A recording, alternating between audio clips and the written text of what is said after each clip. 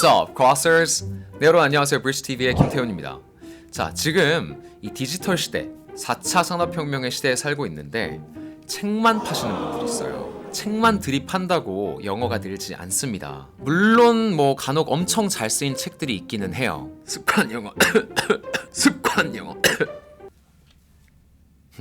그런데 우리가 이 인터넷 시대에 살면서 좀 너무 인터넷을 잘 활용 못하는 것 아닌가라는 그런 생각이 듭니다. 그래서 한국에서 영어 공부를 하고 계신 학습자분들에게 도움이 될 만한 웹사이트 총 6가지를 오늘 소개를 드릴 거예요.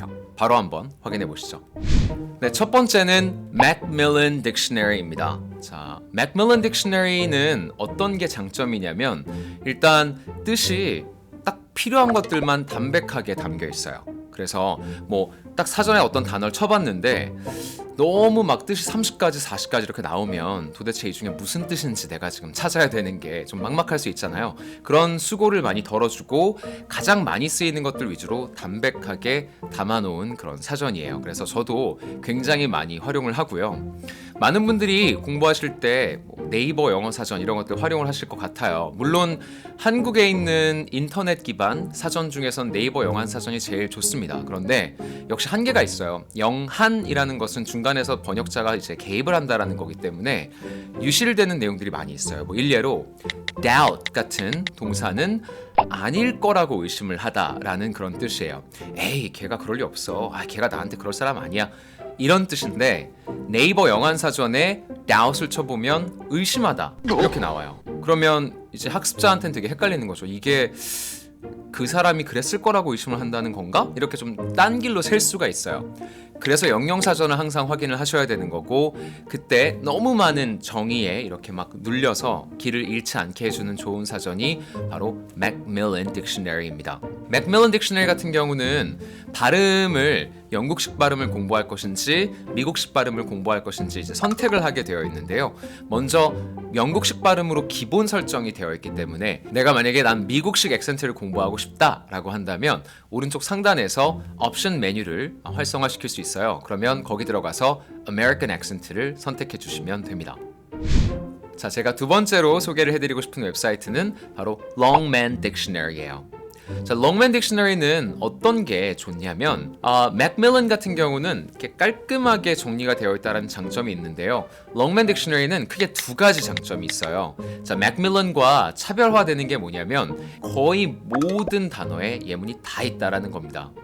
Macmillan도 예문이 잘 되어 있는 편인데 가끔 예문이 없을 때가 있어요. 그러면 뜻만 가지고는 좀 어떻게 써야 하는지 막막할 수 있잖아요. 그럴 때 롱맨을 보시면 롱맨에는 거의 항상 예시가 있습니다.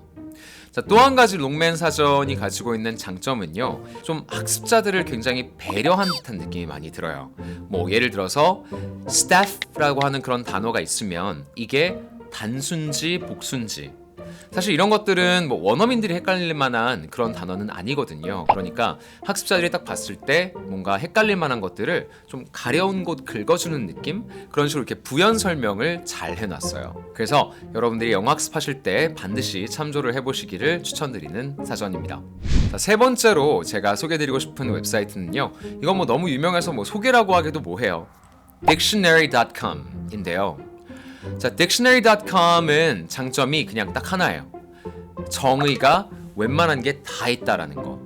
그리고 발음도 뭐 Macmillan이나 아니면 Longman Dictionary 같은 경우는 아닌데 이렇게도 발음하는데 이렇게 내가 알고 있는 발음과 다르게 적혀 있을 때가 있어요. 그런데 Dictionary.com에는 모든 가능한 발음을 다 모아놓고 또 모든 해석이 가능한 뜻을 다 한데 모아놨다. 약간 사전의 총집합 같은 그런 느낌이 있는 사전이에요. 다만 Macmillan Dictionary는 딱 필요한 것들만 담백하게 정리를 해놨다고 했잖아요.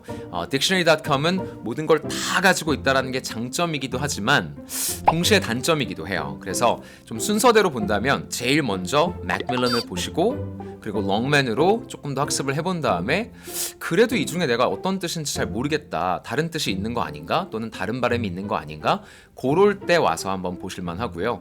처음부터 Dictionary.com에서 뜻을 찾으려면 너무 많은 가능성을 열어놓기 때문에 좀 오히려 혼란스러울 수 있습니다. 그 점을 감안을 하셔서 사용을 하시면 되겠습니다. 자, 제가 네 번째로 소개해드리고 싶은 웹사이트는요, 바로 freecollocation.com 이에요. 자, collocation이라는 것은 한국어로는 연어라고 하거든요. 자, 연어라는 건 단어가 이렇게 연달아서 같이 쓰인다라는 거예요. 뭐 예를 들어서 내가 dinner라고 하면 이 dinner라는 단어와 같이 쓰는 동사는 뭘까? 뭐 eat dinner 할 수도 있고 아니면 fix dinner, prepare dinner 뭐 여러 가지가 나올 수 있겠죠. 이런 같이 쓰이는 연어들을 한데 모아놓은 사전입니다. 한국 사람들이 연어 규칙을 몰라서 좀 영어가 어색해지는 경우가 많이 있거든요. 뭐 예를 들어서 피해를 주다 이럴 때 give damage라고 해버리는 격이에요. 그렇게 안 하고 영어에서는 do damage라고 합니다. 자, 그런데 이럴 때 그러면 give인지 do인지 어떻게 할 수 있느냐? freecollocation.com에다가 damage를 쳐보시면 돼요. 그러면 do damage 이런 식으로 동사가 소개되어 있는 걸 아실 수가 있을 거예요. 그래서 내가 찾는 단어에 그 해당 뜻이 맞는지 먼저 확인하시고 그 다음 부사는 어떤 게 쓰이는지, 형용사는 어떻게 쓰이는지, 뭐 동사, 전치사는 각각 어떤 것들이 쓰이는지 한번 참고해 보시길 바랍니다. 자, 제가 5번째로 소개해드릴 웹사이트는 바로 구글입니다. 네, freecollocation.com이라는 웹사이트가 정말 유용해요. 정말 유용한데 다만 단점이 있다면 단어가 좀 제한적이다. 그래서 내가 공부하다가 좀 많이 어려운 어휘, 그 어휘와 어울리는 단어를 알고 싶어요. 그래서 딱 치면 결과가 없음 이렇게 나올 때가 있어요. 자, 그럴 때는 어떻게 하시냐면 구글로 넘어오셔서 자, 구글에서 검색을 하시는데 한 가지 중요한 팁을 드릴게요. 자, 양쪽에 따옴표를 거시고 내가 알고 싶은 부분을 별표로 남겨두세요.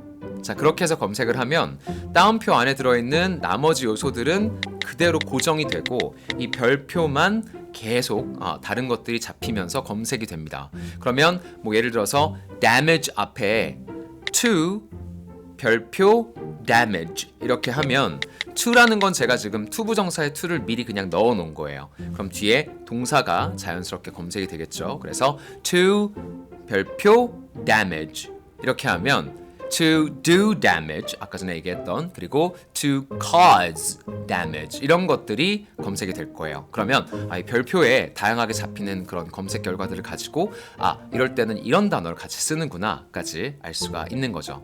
자, 벌써 마지막이네요. 6번째로 제가 추천을 드리고 싶은 웹사이트는 바로 youglish.com입니다. 자, 내가 단어를 어떻게 정확하게 써야 하는지도 파악을 했고 그리고 예문도 찾아봤고요. 그리고 뭐 발음도 뜻도 다양한 게 있는지 다 찾아봤어요. 그리고 나서 뭐 연어 규칙도 다 확인을 했어요. 그런데 막상 이걸 말로 하려고 하니까 소리를 어떻게 내야 되는지 모르겠다. 이게 각 단어가 독립적으로 있을 때 그 단어를 읽는 것과 단어가 문장 속에 이렇게 들어가 있을 때 그걸 읽는 방법 서로 다를 수밖에 없겠죠. 한국어도 마찬가지로 연음 현상이 일어나고 동화 뭐 이런 현상들이 일어나잖아요.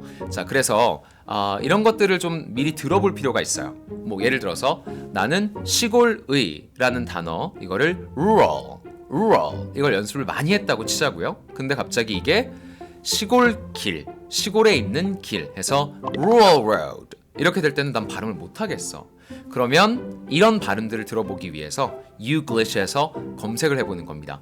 자, youglish는 어떤 웹사이트냐면 유튜브에 있는 영어로 된 영상들 중에서 구글이 자동으로 이 트랜스크립트를 생성을 하죠. 자, 그렇게 기록이 되어 있는 트랜스크립트에서 내가 검색한 내용이 겹치는 동영상이 있으면 그 동영상들을 한데 쫙 모아주는 아주 좋은 서비스예요. 그러면 내가 이거를 검색을 하고 나서 딱 틀어보면 rural road를 어떻게 발음하는지를 다 싹 여러 사람이 말하는 걸 가지고 모아서 들어볼 수가 있는 거죠. 그렇게 하면 여러분들이 단어 뜻도 제대로 알고 문장 내에서 발음을 어떻게 하는지까지 정확하게 파악하실 수가 있을 겁니다. And also what goes into rural road construction.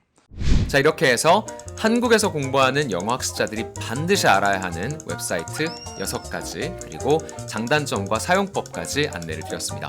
자, 오늘 이 영상을 보시고 마음에 들었으면 구독하기 그리고 좋아요 한 번씩 눌러주시고요. 또 센스 있게 알람 설정까지 잊지 말고 해두시길 바라겠습니다. 이 영상 주변 분들과 공유도 많이 해주시고요. 그러면 저는 다음 영상에서 또 뵙도록 하겠습니다. To the other side.